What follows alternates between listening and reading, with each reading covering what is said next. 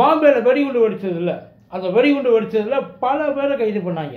அந்த பல பேரில் கைது பண்ணதில் ஷேக் அப்படின்ற ஒருத்தரும் இருந்தார். அவர் என்ன பண்ணிட்டாங்க, கைது பண்ணதுக்கப்புறம் உள்ளே வச்சு ஒரு மாதிரியாக விசாரித்ததில் உண்மை வெளியில் வந்துருச்சு. என்னென்னா அவருக்கு இந்த பாம்பு பிளாஸ்ட்டுக்கும் எந்த சம்மந்தமும் கிடையாது. அதுக்கப்புறம் அவரை இந்த வடிவேலு படத்தில் விசாரிச்சுட்டு அனுப்பிச்சி விடுவாங்கல்ல, தம்பி விசாரித்து பார்த்ததில் உன் மேலே எந்த தப்பு இல்லைன்னு தெரியுது, அதனால் உன்னை நாங்கள் விடுவிச்சிடுறோம் அப்படின்னு சொல்லிட்டு அனுப்பிச்சி விட்ருவாங்க. ஆனால் அந்த படத்தில் வந்து போயிட்டு ஒரு 2-3 நாள்லேயே அதை வந்து அனுப்பிச்சி விட்ருவாங்க. இவர் என்ன பண்ணியிருக்காங்கன்னா கிட்டத்தட்ட ஒரு 9 வருஷம் உள்ளே வச்சு எந்தெந்த முறையிலலாம் விசாரிக்க முடியுமோ அந்தந்த முறையிலலாம் விசாரித்து பார்த்துருக்காங்க. 9 வருஷம். 9 வருஷம் கழித்து உன் மேலே எனக்கு எந்த சந்தேகமும் இல்லை, நீ தாராளமாக இனிமேல் போய் உன் லைஃப்பை கண்டினியூ பண்ணு அப்படின்னு சொல்லி வெளியில் அனுப்பிச்சி விட்டான். இப்போ அந்த மனுஷன் கிட்டத்தட்ட வருஷத்துக்கு 1 கோடி ரூபா மேனிக்கு 9 கோடி ரூபா எனக்கு நஷ்ட ஈடாக கவர்மெண்ட்டு தரணும், என்னை தூக்கி உள்ளே வச்சு 9 வருஷமாக உரிச்சி இல்லை, அதுக்காக கொடுங்க அப்படின்னு சொல்லி கேஸு போட்டிருக்காப்புல. அவர் போட்ட கேஸு நியாயமா தப்பா? அவரோட கேஸ் முதல்ல அதை தெரிஞ்சுக்குவோம். நம்மளை பொறுத்த வரைக்கும் அவர் போட்டது அநியாயம். அவர் அப்படிலாம் காசு இல்லை, இந்த காசையெல்லாம் கேட்கக்கூடாது. உசுரோடு இருக்கிற வரைக்கும் ஒவ்வொரு வருஷமும் ஒரு 5 கோடி ரூபா எனக்கு கொடுங்க, தாராளமாக கேட்கலாம். அவர் உள்ளே இருந்த அந்த 9 வருஷத்தில் என்னென்ன நடந்திருக்கு தெரியுமா?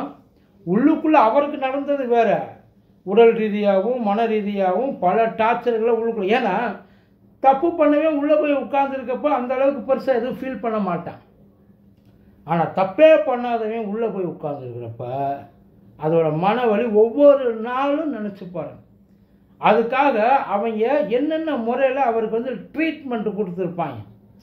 சில நேரங்களில் உண்மையை சொல்லு அப்படின்னு சொல்லிட்டு ஒரு ட்ரீட்மெண்ட் இருக்கும்.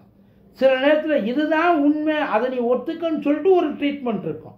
2 ட்ரீட்மெண்ட்டுமே ரொம்ப பயங்கரமாக இருக்கும். இது உள்ளுக்குள்ளே அவர் அனுபவிச்சது.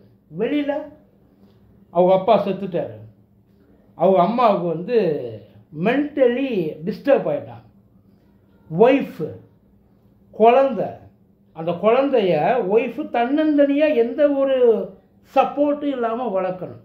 இது எல்லாத்தையும் தாண்டி அந்த ஃபேமிலியை ஒட்டுமொத்த ஊரும் என்ன நினச்சிருக்கும்? ஆப்போசிட்டில் இருக்கவங்க விடுங்க, அவங்க ஆளுகளை எங்கே இவன் கூட பழகுனா இவன் கூட நெருக்கமாக இருந்தால் நம்மளையும் தூக்கிட்டு போயிடுவாங்களோன்ற ஒரு நினப்பில் ஒட்டுமொத்தமாக அந்த ஃபேமிலியவே தள்ளி வச்சுருப்பாங்க இல்லையா? இப்போ அவர் கேட்குறாரு, இப்போ ஒரு கேஸை போட்டிருக்காரு, அந்த கேஸுக்கு என்ன பதில் வரப்போகுதுன்றது தெரியல.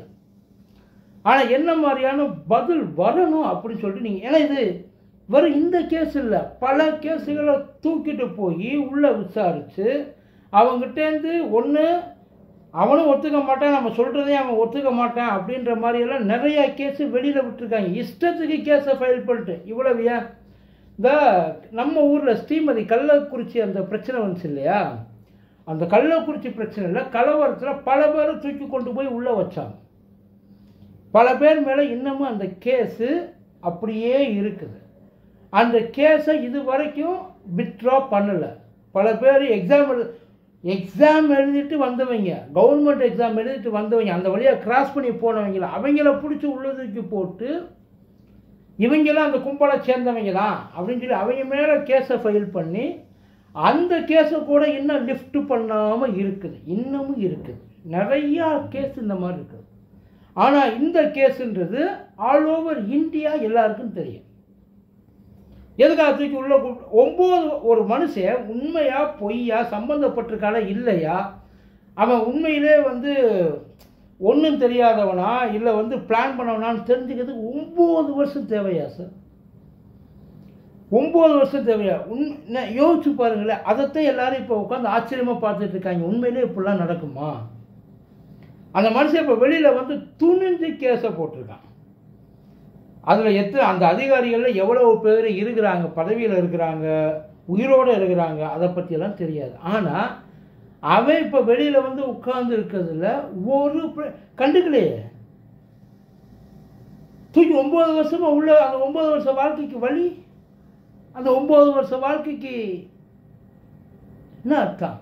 திரும்ப கொடுப்பான் இல்லை? எவன் கொடுப்பான்? எப்படி கொடுப்பான்? அவன் ஃபேமிலி அனுபவிச்சு அந்த வேதனை, அவன் அப்பா செத்தது கூட அவனால் வர முடியாமல் போயிடுச்சு, அம்மா பெத்த பிள்ளை யாருன்னே தெரியாத அளவுக்கு ஆயிடுச்சு, அதுக்கு அவன் பெத்த பிள்ளை அப்போ ஜெயிலில் இருக்கான், எவ்வளவு வேதனைகள் பட்டிருப்பாங்க யோசிச்சு பாருங்க. ஆனால் இது அத்தனைக்கும் காரணம் அன்னைக்கு அவனை தூக்கி கொண்டு உள்ளே வச்சதுக்கு அவன் பேரா, அவன் சார்ந்திருந்த மதமா, எது தூக்கி கொண்டு உள்ளே வைக்க வச்சுச்சு? விசாரணையை மட்டும் 9 வருஷம் கழிச்சு அவன் இல்லைன்னு ஆயிடுச்சு இல்லை? அதுக்கு நஷ்டஈடு கொடுக்குறதா கொடுக்க வேணாம்? அந்த ஆள் கேட்டது நியாயமா தப்பா? ஏன் இப்படி பண்ணாதானங்க அடுத்தடுத்து கவர்மெண்ட்டுக்கும் கொஞ்சம் இது இருக்கா? இந்த மாதிரி எல்லாரும் கேஸ் போட ஆரம்பிச்சிட்டானே என்ன பண்ணுறது? இனிமேல் கொஞ்சம் ஓரளவுக்கு விசாரிப்போம், என்ன ஏதுன்னு கொஞ்ச நாள் எந்திரிச்சு போய் வேலையை பார்ப்போம். சும்மா கையில் கிடச்சதுக்கெல்லாம் செஞ்சிடக்கூடாது, இருக்கு இல்லையா? பண்ணுவாங்கன்னு நினைக்கிறீங்க? பார்ப்போம் என்ன பண்ணுறாங்க.